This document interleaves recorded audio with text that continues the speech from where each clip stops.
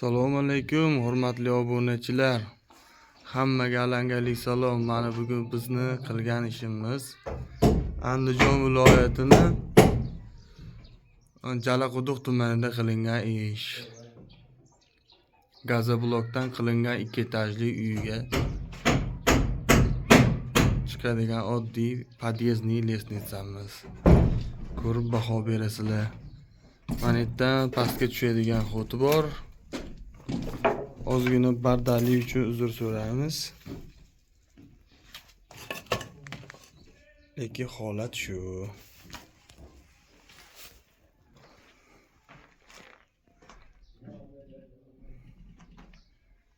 Zinamizni ko'rib baho berishingiz hisob.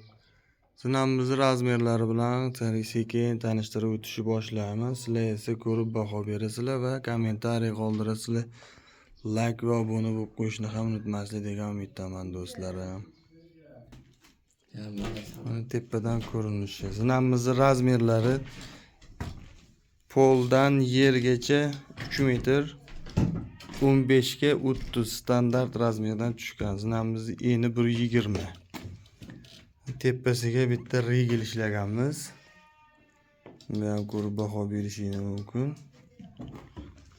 Agarda kimda shunaqangi xizmatli bo'ladigan bo'lsa, hurmatli obunachilar, bemalol telefon murojaat qilishingiz mumkin. Telegram, WhatsApp bor, nomerimiz opetsiyada qoldirganmiz. Bugun ro'za kunini 16-kuni. Shogirddan savol so'raymiz. Rahimjon, vaqt nimada ukam? Vaqt mashida endi zo'r chiqdi, xohlasa. Bitta ishni bitirib qo'yib tepasida O'sha vaqtda endi tomosha qilishda.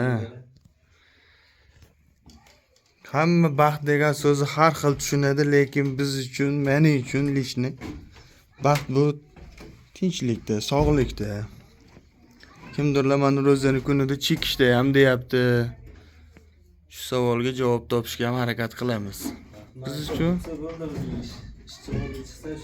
tinchlik, sog'lik bo'lsa, qolgani muhim emas. Eng muhimi bizni inson bo'lib, Allohning bandasi bo'lib yaralganimizga, payg'ambarimizga ummat bo'lganimizga baxtlimiz. Qolgani hammasi sekin bo'ladigan ishlar. Hammaga rahmat, aziz obunachilar, bizni qo'llab-quvvatlab turasiz degan umiddamiz. Qo'llashingizga biz kerak. Rahmat do'stlar.